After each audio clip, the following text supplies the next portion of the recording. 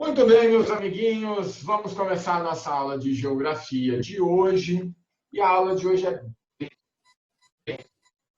nós vamos fazer. Alguns de vocês já me mostrou aí a tarefa, tá? Mas a gente precisa fazer correção.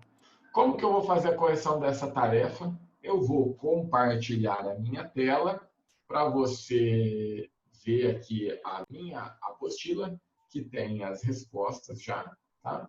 Mas aí a gente vai conversando sobre essas questões. Quais eram as tarefas, né? As tarefas 4, 5 e 6 do caderno de atividades, tá? E aí eu vou comentando aqui, tá? E quem está assistindo pelo YouTube, se precisar, é só pausar para copiar, né, a resposta. Lembrando que a resposta é o que está de azulzinho aqui, certo? Quem estiver acompanhando aqui ao vivo pelo Zoom, é só ir lá no grupo do WhatsApp, que eu vou colocar um print, certo? Quantidade.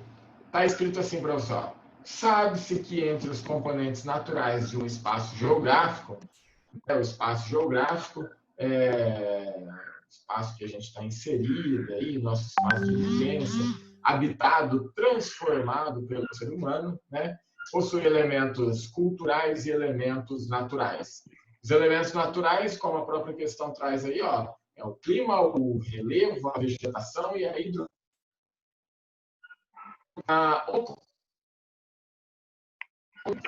Um elemento influencia o outro.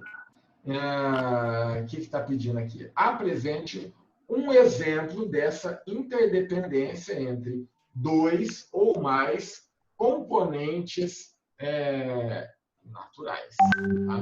Então, o que você poderia ter colocado aqui? Ó? Por exemplo, ó, aqui a apostila traz uma série de exemplos. Tá? Precisa algum desses aqui. Você pode ter dado outros exemplos também, não tem problema. Tá? Mas vamos lá. Ó, os exemplos aqui. Ó. As relações entre uma floresta e o clima, como o intercâmbio da água que circula em seu ciclo do solo florestado à atmosfera. Tá? Ou um outro exemplo, do deserto da falta de chuva. Professor,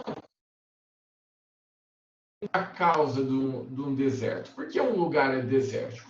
Por conta da falta de chuva, da baixa umidade. Então, aqui nós temos uma inter-relação entre a paisagem e o clima. Ok? Entendido? Então, aqui nós temos uma série de exemplos, ó, da deposição de areia, argila e outros sedimentos trazidos por um rio em suas margens.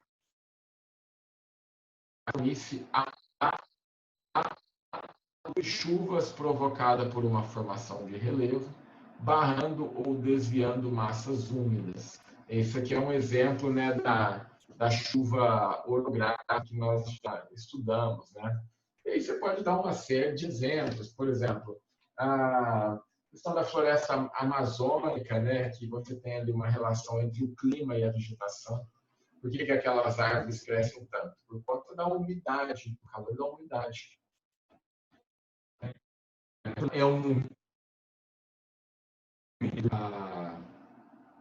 Porque tem a vegetação. Então, ali você tem uma inter-relação entre os elementos naturais, né? Por que existe a floresta? Por causa do clima úmido. Por que o clima é úmido? Por causa da floresta. Então, esse aí é um exemplo que a gente pode citar. Tem vários, tá? De inter-relação, interdependência, né? Entre os elementos, entre os componentes naturais no espaço geográfico. Certo? 4. Não teve tempo de anotar. Depois eu vou mandar para vocês isso aqui lá no WhatsApp. E quem está assistindo pelo YouTube, é só pausar o vídeo e anotar aí na apostila. Ok?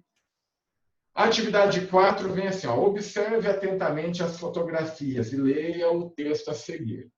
Então, nós temos aqui a floresta amazônica e uma mineração no Marrocos. Tá? E aí vem assim, ó, florestas do Congo, terras na África do Sul, manguezais nas costas tropicais da América e da África, constituem paisagens dinâmicas e em constante transformação, mas que se modificam em um ritmo muito mais lento que a dinâmica histórica das sociedades que interagem com elas. Então, o que esse texto está te dizendo? Que as paisagens naturais se transformam, faz parte da natureza. A paisagem, elas são transformações, por via de regra, mais lentas. Em contrapartida, as transformações nas paisagens provocadas pelo ser humano são transformações mais rápidas. Né? Essa floresta amazônica que você está vendo na foto, por exemplo, demorou milhares, milhões de anos para se formar. Agora, esse buraco aí de mineração, lá no Marrocos, tenho certeza que foram apenas alguns anos aí de trabalho do ser humano nessa paisagem. E causa aí um impacto terrível, gigantesco. Tá? Aí vem assim, ó, a respeito do texto e das fotografias, responda.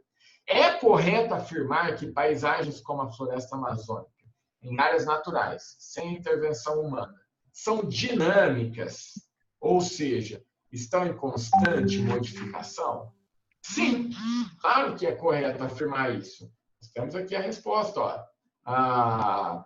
Ocorre o quê? Vamos ler aqui. Ó. Ocorre que as modificações que se dão nas florestas tropicais ou equatoriais, como a amazônica, na primeira foto, acontecem, como o Jefferson falou, em ritmo diferente da que se dão sob intervenção direta do ser humano. Ou seja, a paisagem da Amazônia está em transformação? Sim, mas num ritmo lento. Tá? As paisagens que estão sob transformação da ação humana têm aí transformações mais rápidas, num ritmo mais acelerado. Certo? Aqui, ó, dá outro exemplo. Os rios que seguem em seus lentos e contínuos processos de erosão. Aí, isso. E deposição de sedimento. O solo e as rochas que afloram seguem sendo erodidos pela ação da chuva, dos rios ou pela amplitude térmica, que é a mudança de temperatura. Podem-se citar ainda as transformações decorrentes das forças tectônicas. Tá? Nesse caso, dependendo do acontecimento tectônico, as transformações são rápidas. Tá? E essas transformações aí de forças tectônicas se originam no interior do planeta. Tá? Importante a gente frisar que a natureza também provoca alterações, em alguns momentos, rápidas. Tá? Como assim, professor? Tem coisa que é lenta. Por exemplo, o surgimento de uma montanha. É lento. Você não acorda num dia e vê uma montanha, uma notícia no jornal que surgiu uma montanha em determinado local. Mas o deslizamento de terra natural que ocorre em encostas, em morros, é uma transformação rápida. Tá? Beleza? Mas nada se compara às transformações humanas. Tá? São muito maiores e mais rápidas. Muito bem. Daí vem aí na página 6 do seu caderno de atividade essa imagem, tá? Que mostra a colisão entre placas da litosfera. Desculpa. A colisão entre placas da litosfera, como representado na imagem, deu origem na América às duas grandes formações de relevo. Quais são as formações de relevo do continente americano, se formaram a partir do encontro de placas tectônicas? Cara, isso aqui é de extrema importância, conhecer, saber o nome dessas formações. Tá? São as montanhas rochosas, lá nos Estados Unidos e no Canadá, na América do Norte, portanto, e a Cordilheira dos Andes. Tá? Quais são os pontos culminantes, ou seja, as montanhas mais elevadas dessas formações? Lá nas montanhas rochosas, o Monte Denali é o monte mais alto, tem 6.190 metros. E na Cordilheira dos Andes, aqui na América do Sul, o ponto mais alto é o Monte Aconcagua, que fica na Argentina, e que tem 6.951 metros de altitude.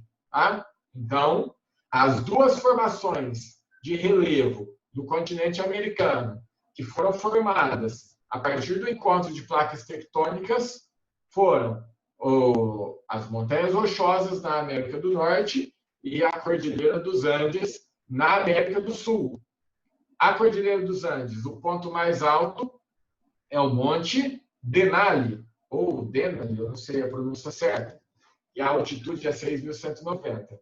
E o ponto mais alto da Cordilheira dos Andes é o Monte Aconcagua, na Argentina, que tem uma altitude de 6.951 metros. Belezinha? Muito bem. Vamos dar sequência aqui na nossa correção de atividades. Né? Essas atividades aqui eram para vocês terem feito previamente. Né? Aqui hoje é só a correção mesmo. Tarefa. Muito bem. A 6 é para você identificar aqui, ó, que forma de relevo corresponde a cada fotografia a seguir. Tá? Então, relevo. Qual é a característica que possibilita associar a imagem à forma de relevo? Que tal arriscar um palpite para o país em que se situam essas formações? Esse negócio de palpite é perigoso, né? É difícil fazer isso aqui, né? A não ser quando você já tem um conhecimento prévio, mas mesmo assim, observar uma foto e saber de que lugar é, né? Mas como a gente tem uma limitação, o capítulo trata do continente americano, fica fácil, né? Porque é mais ou menos fácil, né? Arriscar um palpite. Certo? Muito bem. Na primeira foto, qual é a forma de relevo aqui? A forma de relevo é o planalto.